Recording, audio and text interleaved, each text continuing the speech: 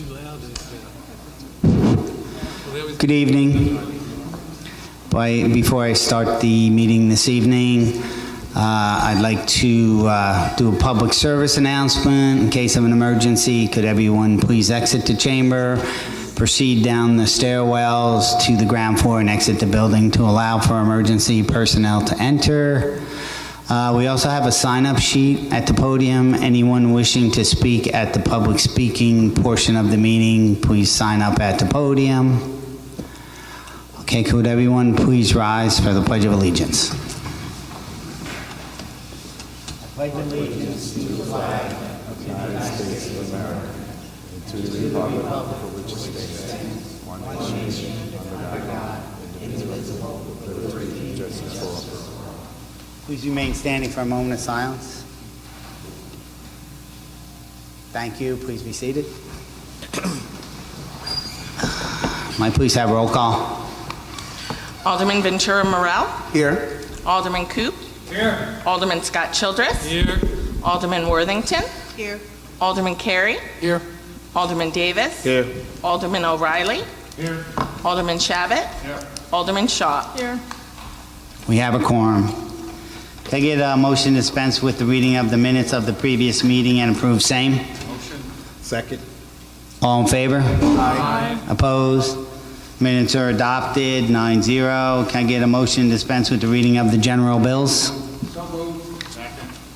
All in favor? Aye. Opposed? It's adopted 9-0. We now move on to a mayoral awards presentation to the Hudson Valley LGBTQ Center. Is the mayor here at this time? Yeah. The Honorable Steve Noble, Mayor of the City of Kingston.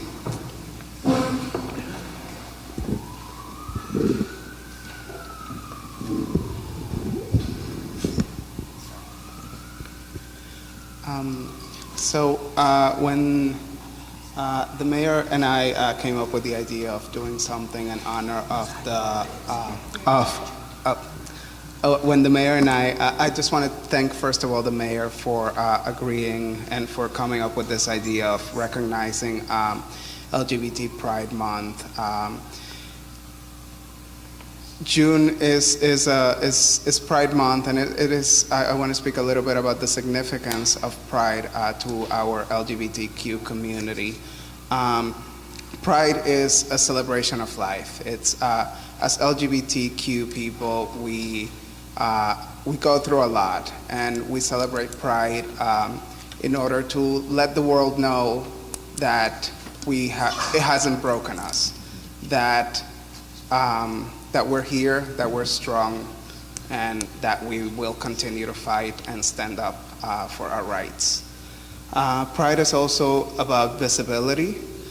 We've come very far in the recent years, especially, but there's still a long way to go. And Pride is a way for us to be seen and to let know those who might still be struggling that we are here for them, that they're not alone. And lastly, and the reason why we're standing here is Pride is about honoring our advocates, our history, and those who have stood up for equality in the past. And not only those who marched alongside Marsha P. Johnson in June of 1969, but the fighters of today.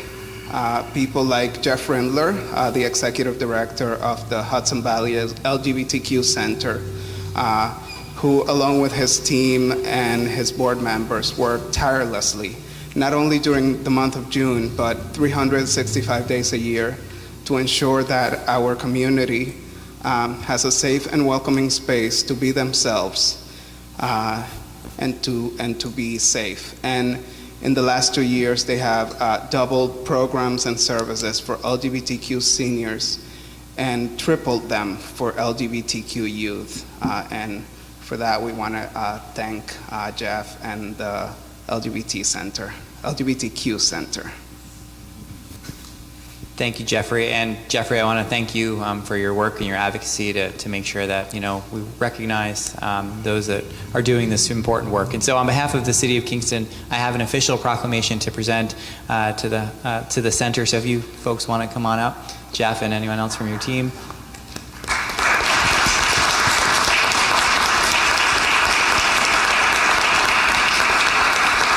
And whereas in June of 2000, President Bill Clinton deemed the month of June Gay and Lesbian Pride Month.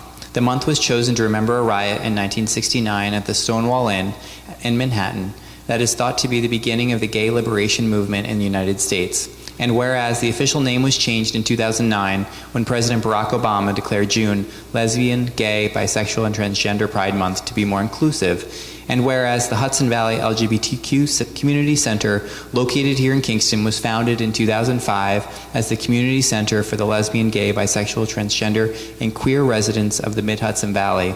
And whereas, as a safe and supportive environment, the Hudson Valley LGBTQ Community Center provides services, professional resources, and programs that unite the lesbian, gay, bisexual, transgender, and queer questioning community across lines of age, race, gender, and economics. And whereas their purpose is to strengthen, support, and celebrate LGBTQ individuals, families, and groups in their efforts to achieve their fullest potential. And whereas the center strives for positive social change through advocacy, community education, cultural awareness, and wellness programs that assist in the creation, development, and growth of LGBTQ affirming organizations, institutions, and culture within our community at large. And whereas through the efforts of the Hudson Valley LGBTQ Community Center and the City of Kingston's administration, our community will continue to support and celebrate the lesbian, gay, bisexual, transgender, and queer residents with pride. Now, therefore, I, Stephen T. Noble, Mayor of the City of Kingston, do hereby proclaim June 2018 as LGBTQ Pride Month in the City of Kingston. Congratulations.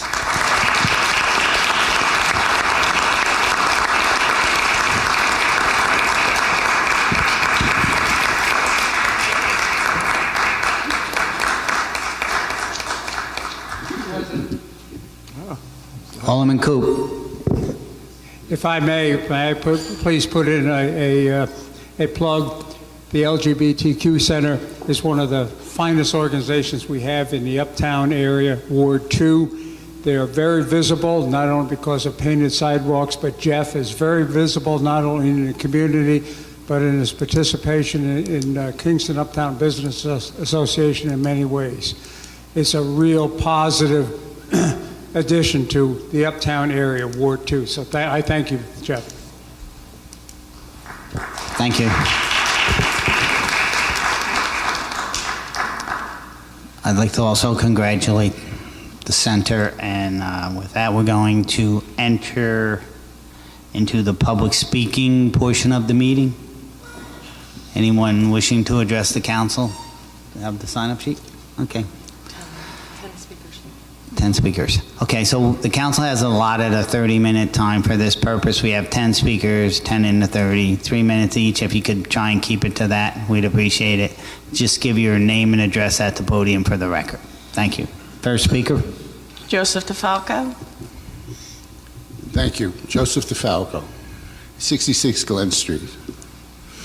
I'm here again this month to remind you of this corrupt administration and the Corruption Council. Although news turns a blind eye to this, I haven't. Let's go down the line. First of all, council takes committee meetings into private backdoor, closed-door sessions, tells them how to vote.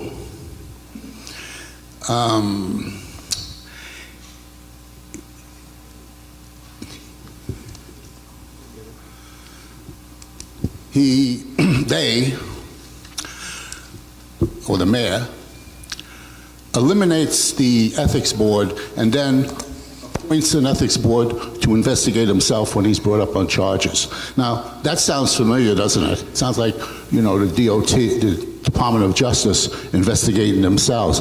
Now, how ridiculous this sounds. but it's true. But I'm here to talk about your budget. Now, you came in the back door last year with this reval, and you said, oh, we can stay under the tax cap. We're only going to raise 1.25%. We're doing a great job. But you presented a deficit budget which took off the table any chance of lowering taxes. And then, lo and behold, you find $2.5 million of surplus in the budget. $200,000 in good and welfare, $125,000 in pension, $1.2 million in sewer treatment, miscalculation of sales tax. You can't miscalculate the sales tax. Okay? You must have cooked the budget. Okay? This is what you're doing. You're cooking up the figures, and you're spending the money now to pay down the debt you made last year, so you show you have no money, so you can raise taxes this year. You think that we don't know what shell game or mirror game you're playing here? Someone's gonna have to look at this, and someone's gonna be accountable for this. And I'm gonna continue to come here every month and bring it to the forefront. Thank you. Thank you. Next speaker, please. Lowell Thing.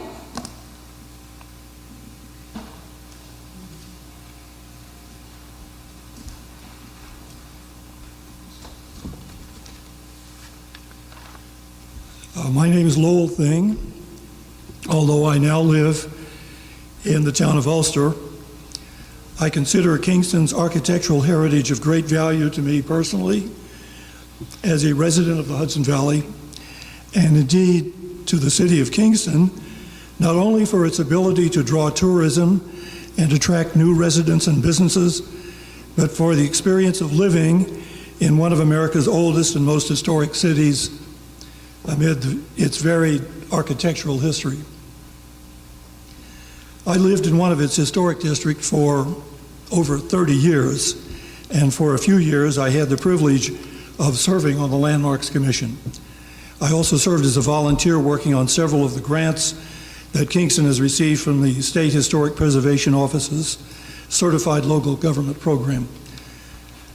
I think we can all somewhat recall with wonder that we are meeting in this building only because some people worked to save it from the Wreckers Ball, and that for a time it served as home for thousands of pigeons before an opportunity came to save it and for it to become the City Hall again.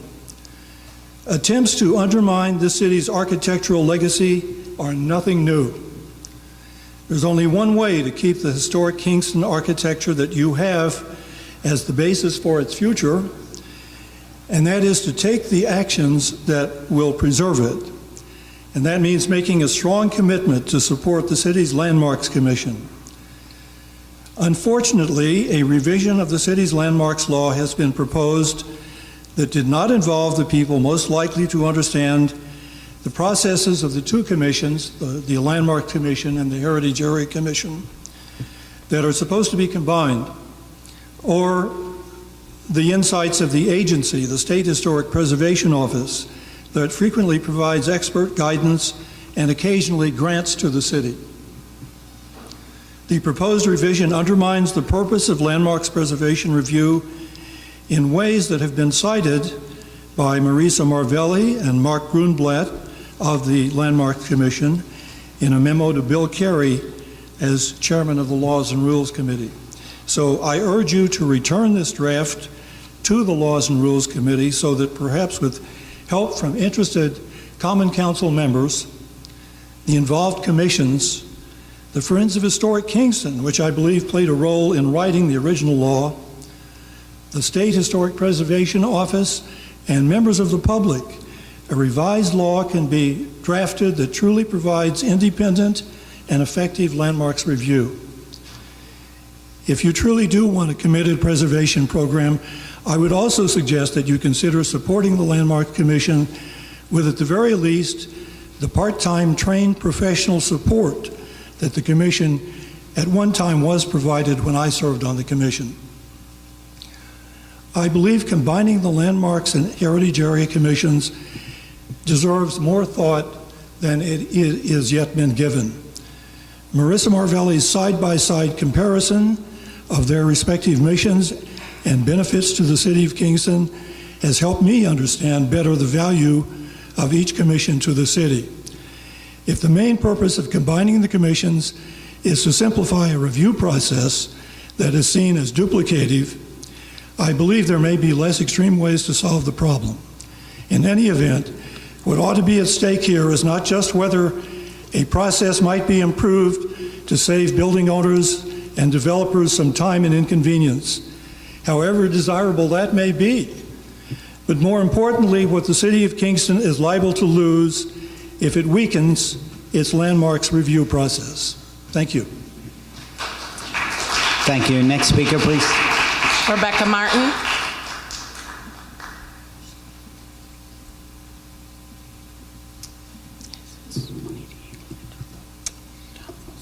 Rebecca Martin, Westchester Street, Kingston. Hello, council members. Thank you for this chance to speak this evening.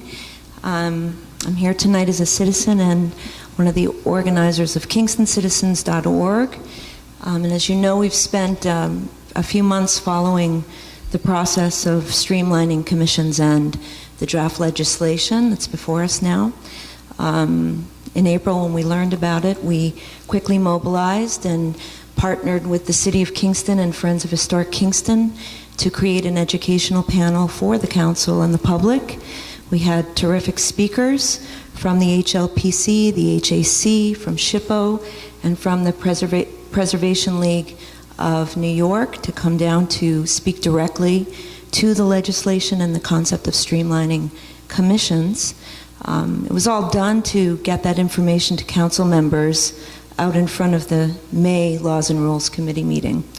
And we hoped that with that new information that the council, and we knew that they intended to deliberate and discuss all the new information. And I think we all left feeling excited and inspired by the educational panel.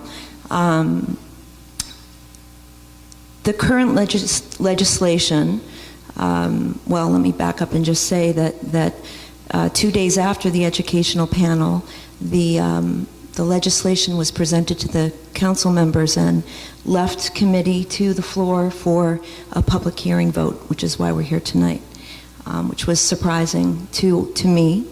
As you know, the current legislation was crafted using our current ordinance as framework, which is preservation model law from 30 years ago, as I understand it, that's been changed or modified many times since. It was also crafted by Corporation Counsel for the council's review. The legislation wasn't there wasn't input or advice from any of our historic preservation experts who either sit on the HLPC or the HAC and who had in tandem been working on a new ordinance using the 2014 preservation model law that's more up to date. Going back a few months, members from the HLPC met with the mayor to discuss the process that they were undertaking and requested that if the city were to streamline commissions, that they would be included, and they were told that they would be. So moving ahead to tonight's meeting and to last night's caucus, I was sorry I couldn't attend, but I watched the video and it was a refreshing discussion, I thought, on the process. And I want to thank Ward 9 Alderwoman Andrea Schott, who was given the responsibility as point person by the majority leader, Rennie Scott Childress, to collect documents and reach out to those who are interested in the subject, and she's done a great job, so thank you.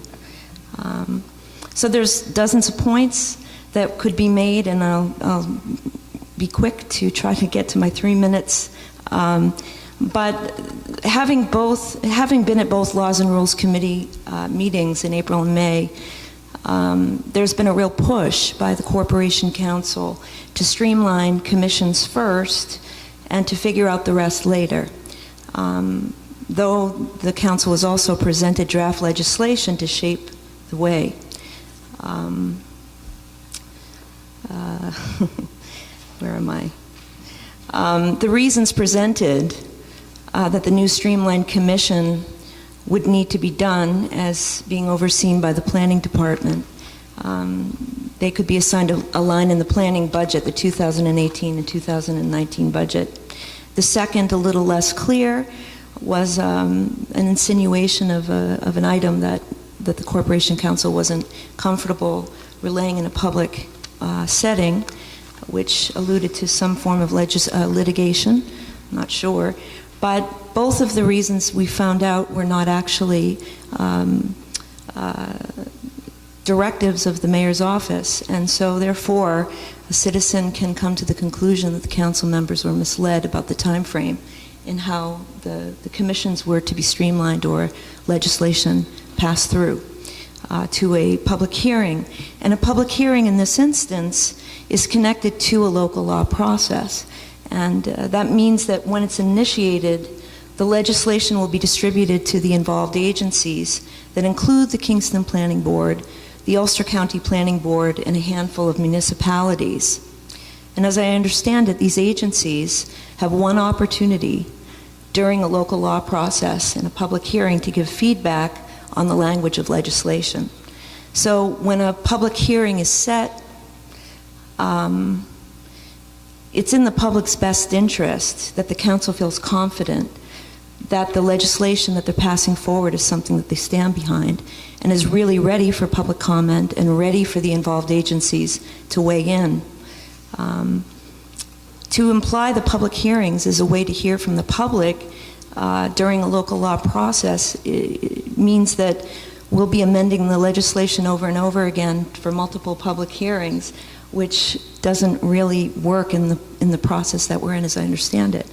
And certainly, I want the involved agencies to be used, at the correct time. I think we all do.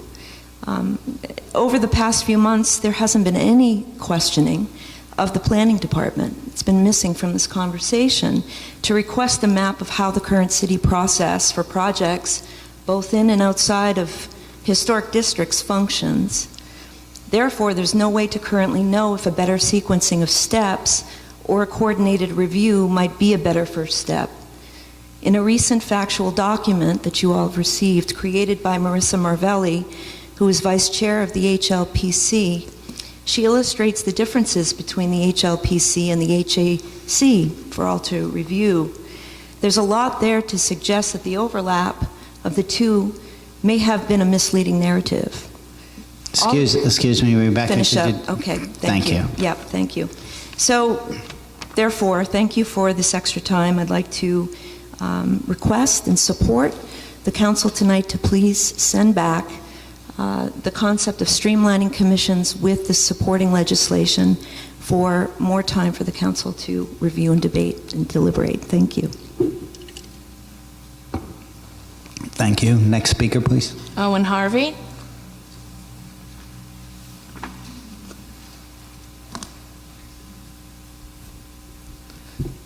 Owen Harvey, 26 Abeal Street, Kingston, New York.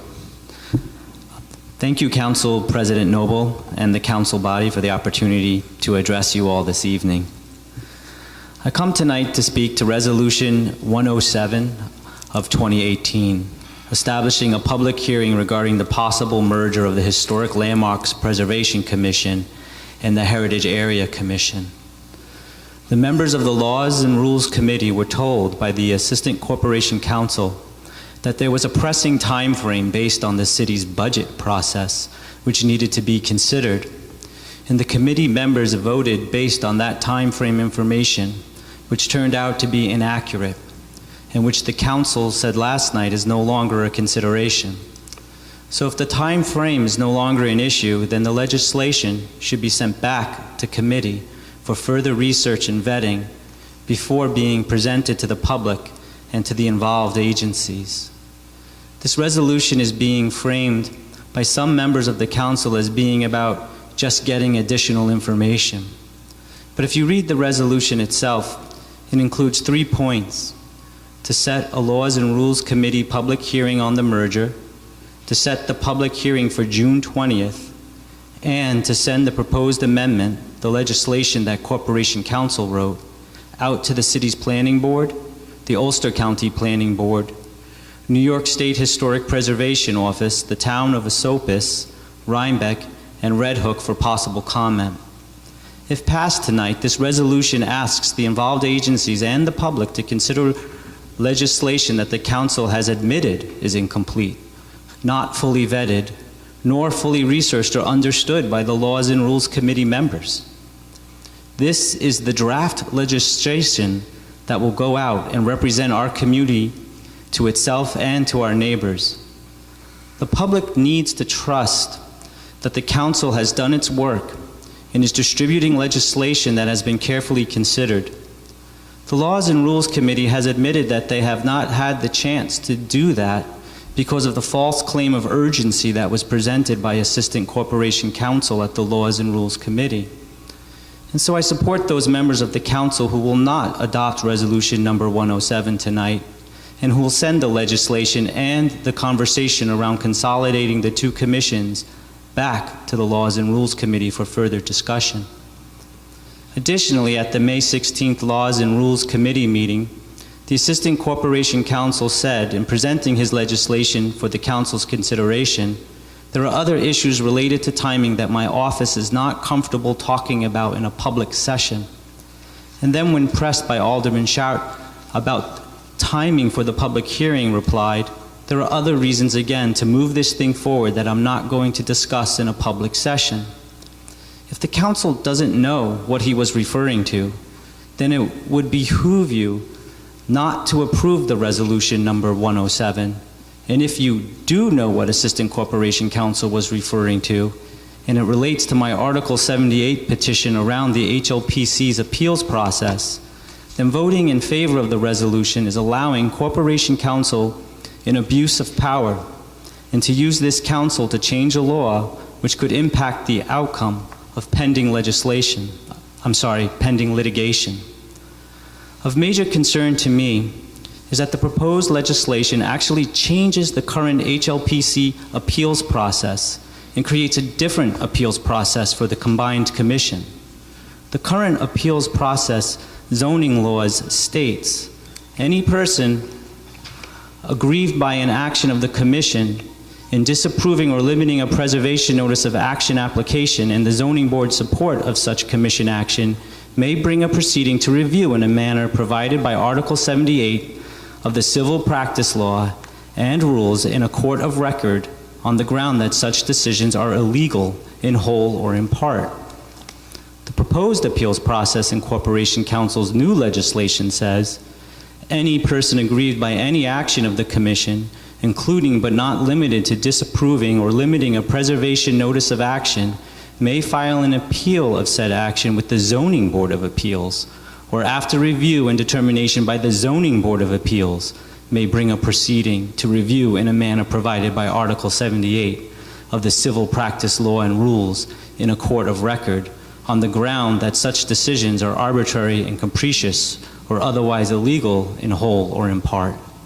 So why have a different appeals process? My neighbors and I have filed litigation to question a recent appeal of an HLPC decision to deny a preservation notice of action based on the city's reading of the appeals process in the ordinance.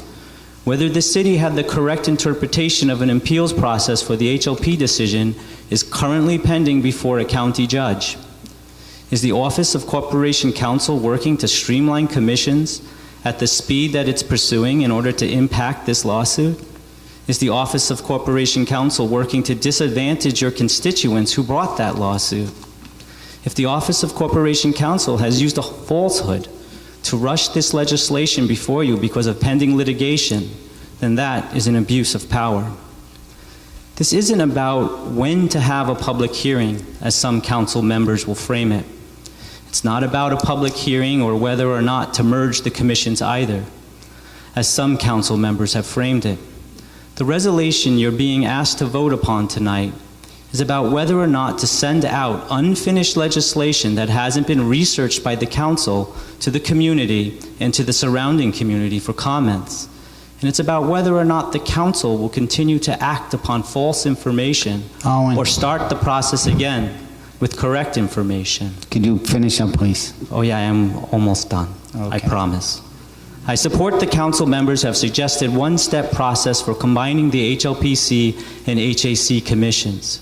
An appropriate process for that would be to work with SHPO and the current commissioners of the HLPC and HAC to write the legislation using their expertise for the council to research and fully understand the legislation they are being asked to consider, and to send out to the public and surrounding communities a piece of legislation that is without question in its true purpose and underlying motivation.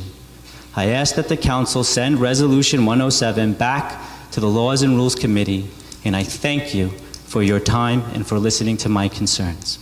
Thank you. Thank you. Next speaker, please. And would you please try and keep it to the 3 minutes? We've been going over quite a bit. Giovanna Regini.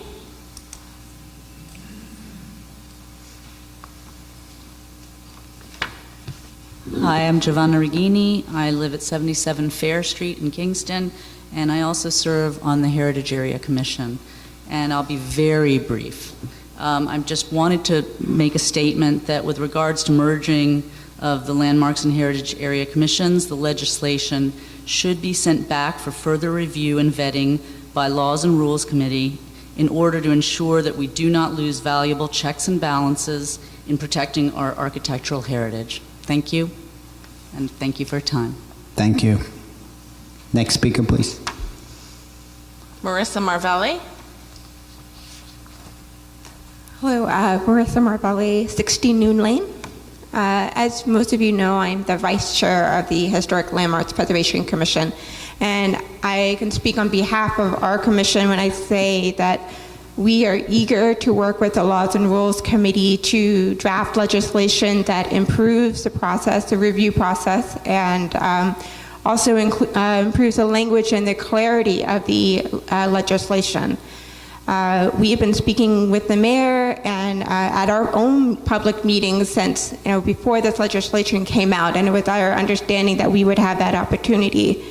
Instead, this legislation kind of came out of left field. It did come out of left field at the end of March, and since then we've been working in overdrive to get information to the Laws and Rules Committee that we felt they needed to consider when looking at this legislation. It goes beyond just merging two commissions. I think the Corporation Counsel's office tinkered with other things, parts of the ordinance while the hood was up. And that's not how legislation should be crafted in this community. I don't think Laws and Rules Committee would feel comfortable considering legislation that impacts the work that the Tree Commission does or the work that the Climate Action Committee does without first seeking their input and working with them to develop legislation that reflects their expertise and thinking on the matters at hand. Heritage Area and Historic Landmarks Preservation Commission have operated independently for 31 years. That's not to say that they can't be merged and work together, but it does call for careful consideration. So I urge the Common Council to send this back to Laws and Rules for further development with the people who live and breathe this stuff. Thank you. Thank you. Next speaker, please. Leslie Melvin.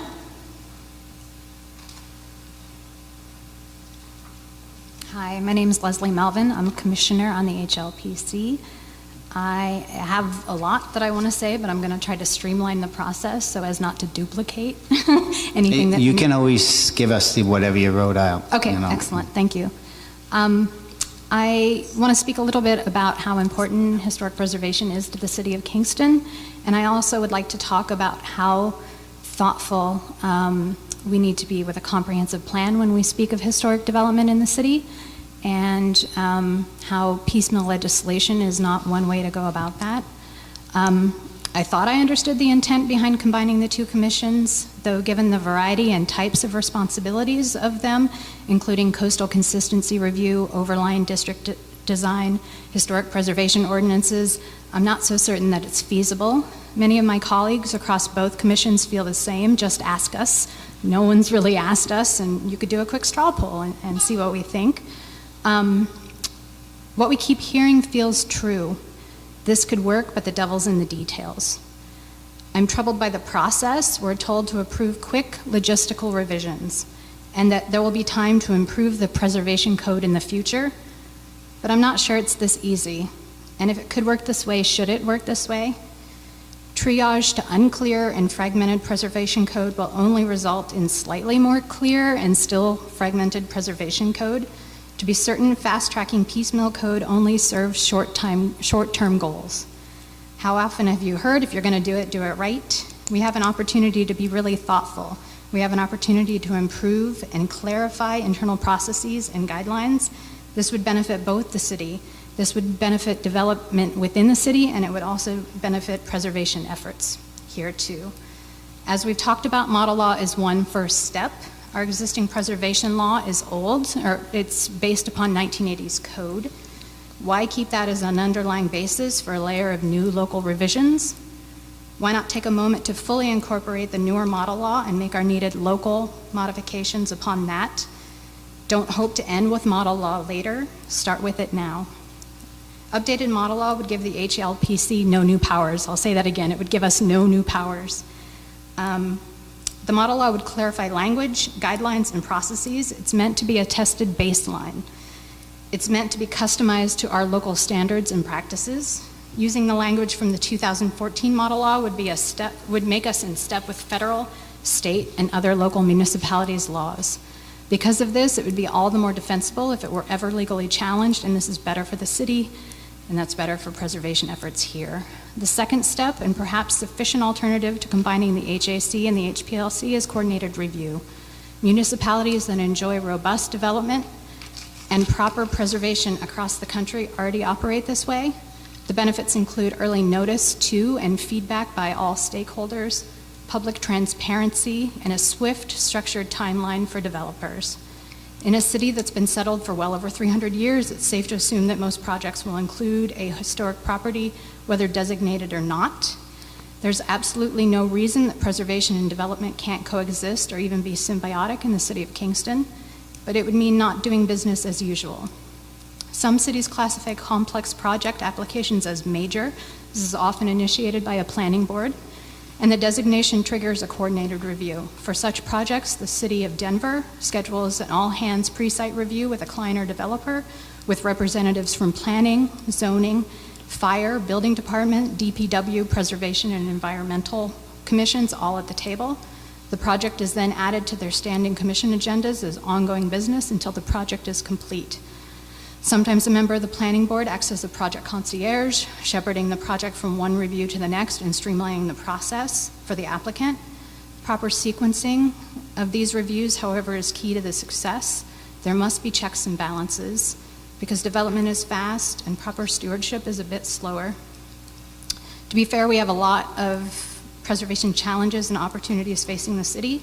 I welcome the questions and the conversations that have been brought about by this, but I lament that it mostly only happens during a crisis. There have been questions about whether or not preservation causes undue burden on homeowners of historic properties. There have been questions about whether preservation designation can cause gentrification in neighborhoods. The HLPC has a long history of working as advocates for homeowners of historic properties in the city. We want to advise, educate, and encourage preservation, but never at the expense of a property owner's financial well-being.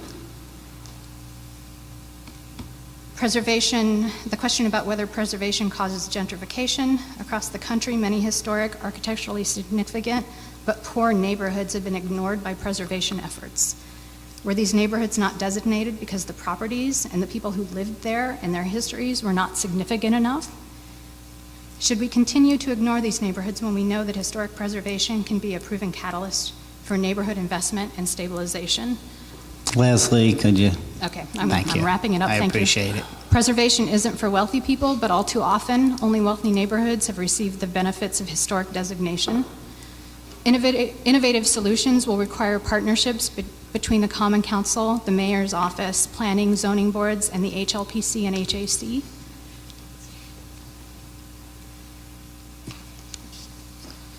To wrap it up,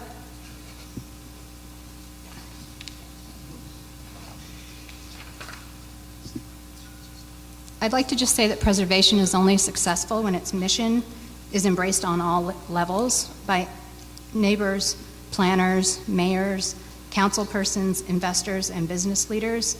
It's too easy to be divisive.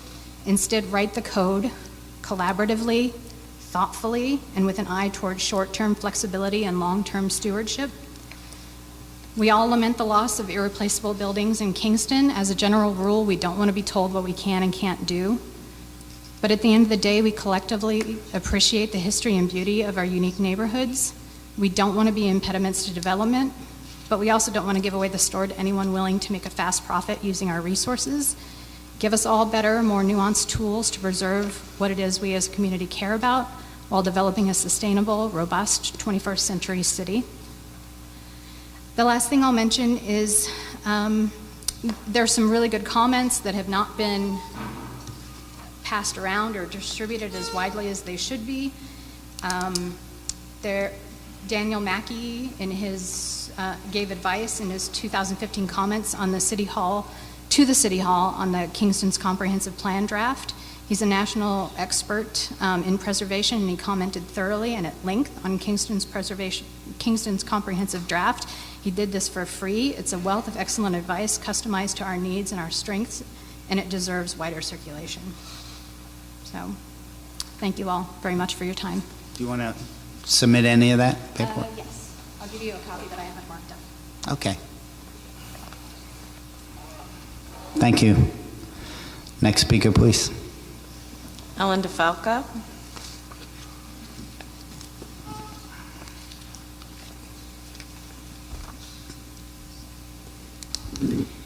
Thank you for the opportunity, Council President, Aldermen, members of the press, and public.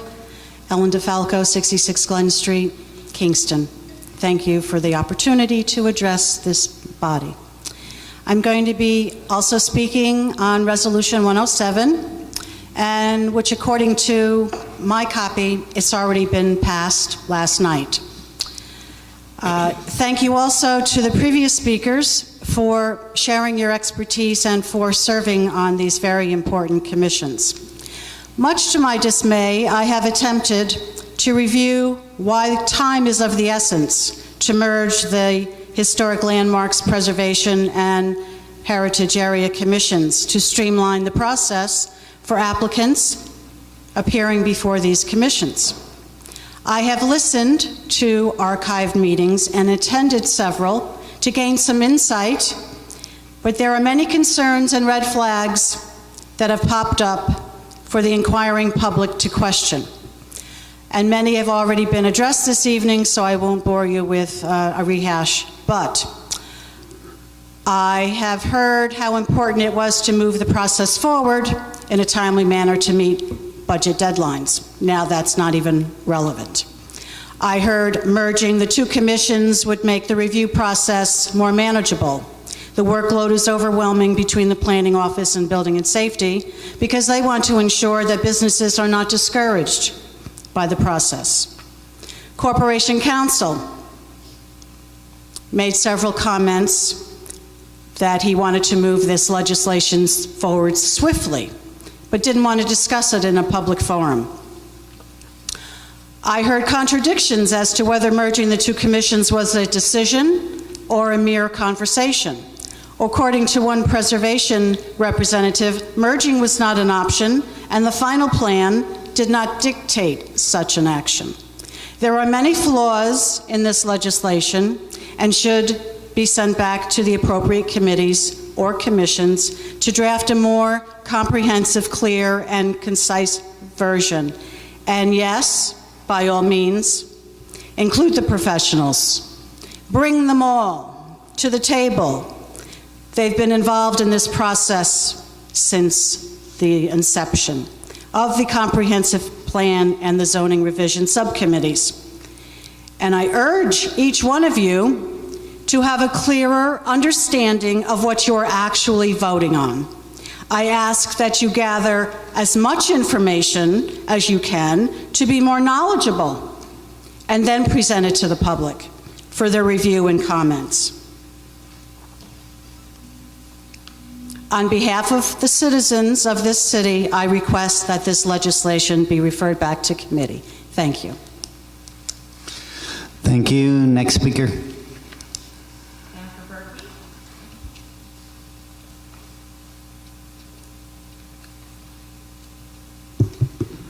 Jennifer Berkey, 35 Hone Street. It's my distinct privilege to be a professional urban planner and historic preservation and to have been in this field for over 30 years. It's a labor of love. Our work inspires, educates, and includes the public and decision makers in its process prior to the recommendations that we make being passed into law, laws that shape communities. So I speak to you in my capacity as an advisor and consultant to many municipalities in New York State, especially in the Hudson Valley. While I speak strictly as a citizen and professional, I bring my perspective of 3 years of service on the Landmarks Commission, in which I was alongside exceptional professionals there. Together, we probably had more than 100 years of professional experience in the fields of historic preservation, planning, policy, and law, and architecture, at the very least. I also have served on the Hudson River Valley Greenway Board for 6 years, an organization that administers preservation and planning policy and grants to communities, including Kingston, throughout the National Heritage Area of the Hudson Valley. I thoroughly appreciate what has already been said so eloquently by previous speakers. Indeed, there is a vast body of knowledge on historic preservation that we have not yet considered and that has not yet been presented for consideration in this law, including the economic impacts, assistance using tax credits, coordinated review, and how this works well in other places, and much more. Just now, I was in the next room presenting a 75-page study my firm has presented with detailed recommendations on urban agriculture, in which I worked with dozens of people looking at their concerns for Kingston and their detailed understanding of the conditions that makes their work thrive. When we make laws for land use, as for anything else for that matter, we take a very hard look at the various components that will allow it to be implemented as a law. So what makes a good law? In land use, and I include historic preservation in this, we consider all the factors that shape the physical, economic, and social features of our built environment. I have never seen such a significant decision that could affect land use in one of the state's most valuable resources move so quickly to public hearing. When we look at model laws, best practices, and consider economic impacts, we consult broadly with leaders in our field. We also meet with many community stakeholders prior to public hearings about local laws. When a law is proposed in committee, there is no obligation for decision makers to move it to a vote. These are times that test decision makers, and your job will be to assert your role as a governing body. What you do will have implications for the next generation, one that I hope Kingston will survive as a leader in New York for all things environmental and historic and emerge intact. In the case of a public hearing that's being promoted today, if there are any doubts about any provisions of this law, as decision makers, or in your case, alderpersons, you are not compelled to move the law forward to a public hearing unless your questions have been answered. I know that as an experienced legislator in Kingston. I have some questions about this law, and in conversations even yesterday with my professional colleagues in the state, I understand that they still do too. If I have questions, and I do, and if there are many aspects of this law that have not yet been sorted out, it seems logical that the public will not be able to comment on the substance of this proposed law, which is what you are looking for in a public hearing. If you represent them, it is your obligation to have your questions answered too. I strongly urge you to refer the proposed law back to the committee where the proper due diligence can be done in order to present the public with a well-vetted, just law. Thank you. Thank you. Next speaker, please. Oh.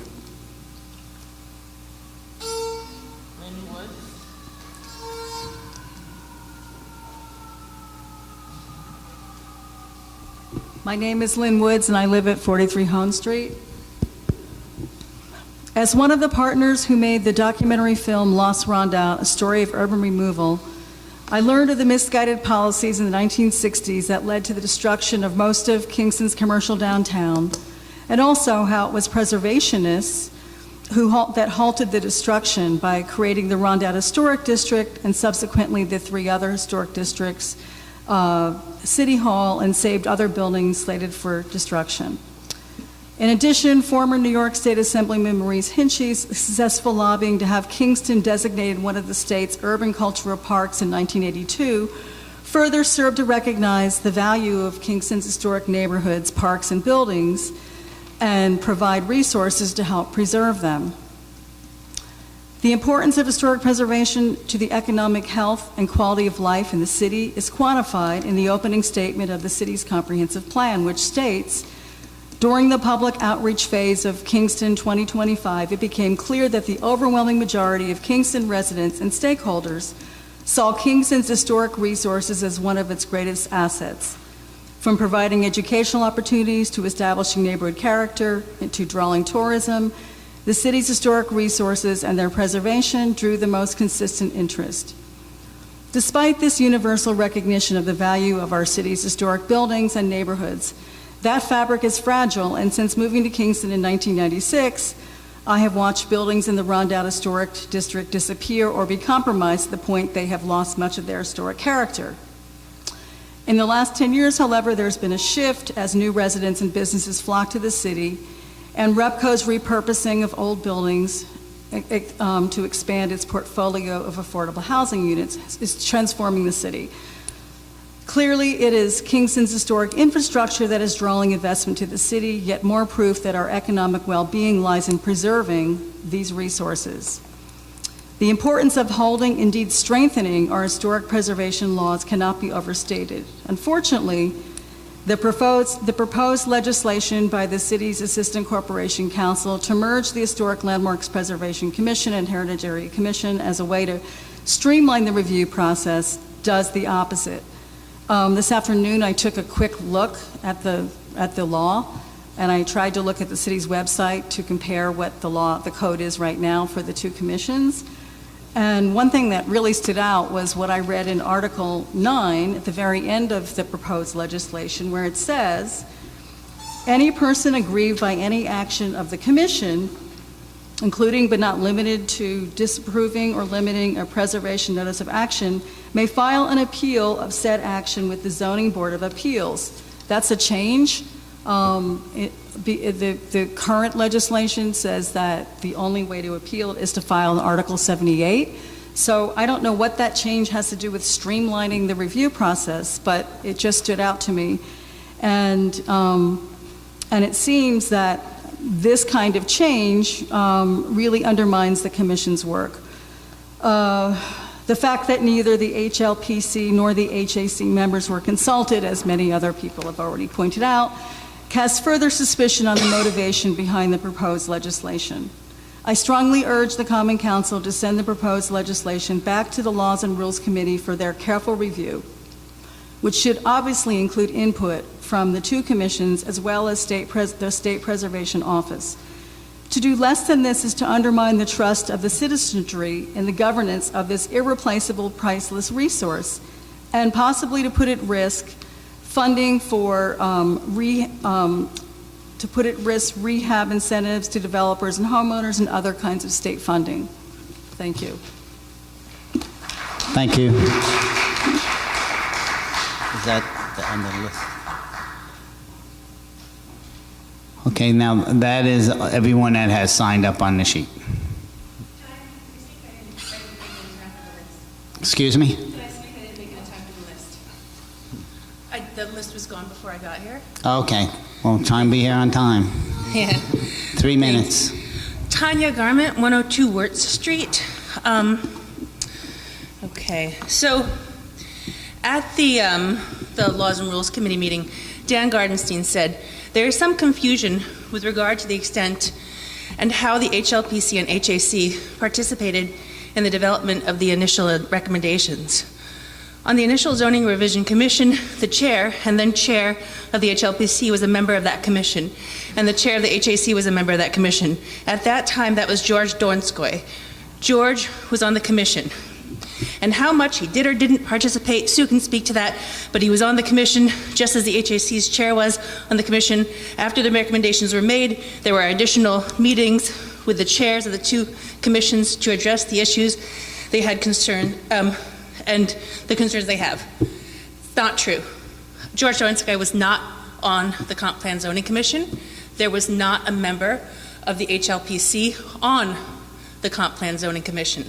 They met with the head of the HLPC after, in the spring, they started talking about merging the commissions. But I can tell you, Hayes Clement was on that From committee. the HAC, right, that's right. And he was the chairman. so. Yes, he's the chairman of the HAC.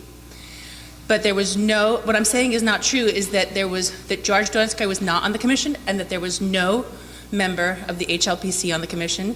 Pat Murphy was there as a historian, but the HLPC was never invited to speak until the beginning of talking in the spring about the combining them. And this is a topic that came up after it was dropped for the comprehensive plan. It was initially brought up during one of the last drafts of the comprehensive plan, but then they dropped it. They took it out. It was in notes. It was brought up again in the spring. Dan Gardenstein also said that this was literally reviewed by the Comp Plan Zoning Committee for years, which is also not true. It was approximately a year where they met, and then it was, they had 4. Well, since you're talking about things that I chaired, Okay. it was over a year and a half, and Mr. Gumblot had meetings with also the chairman, Hayes Clement, Right. and the planning department He had, as okay, part of that commission. If you would let me finish first. Okay, well, I'm just telling you. I do tend to talk in a roundabout way, and so I was just about to address that. Okay. They had, in the spring, they had a meeting with, after they brought this topic up, they had a meeting with the chairs of the HAC and the HLPC and told them what they'd come up with. They had a memo at that point. Their legislation was actually not drafted until October, right before the public forum, and the public forum resulted in no changes, significant changes, except that what was proposed in that legislation for drafting it was to have it appealed to the Common Council, and it was changed to be appealed to the ZBA. That Dan Gardenstein kept in this, but has significantly changed so many things that were never brought up at the public forum. So much of what Dan Gardenstein has come up with has never been seen before the public. So it should not be considered having been seen at the forums, by the public at all. Rennie Scott Childress was talking last night about having the opportunity to hear as much public feedback and not just from the experts as possible. And that we should do this in a 2-part way, that we shouldn't have, he referenced having the public hearing and then sending it out to the interested agencies or the agencies that are required by law separately. And I would like to say that we definitely should not send it out to the agencies because there are parts left out of this. There are parts that they won't get an opportunity to talk about. For instance, the Broadway overlay design standards are totally left out. There's no talk about it. That's currently the purview of the HAC, and it's just been dropped from the story. We also are not hearing about, anyway, I want to say one more thing about, aside from that, but I want to say that this legislation says that it will go out to interested agencies. And if you pass it tonight to be able to do that, it will go to agencies and you'll lose your chance before parts of it that are not in here have been talked about.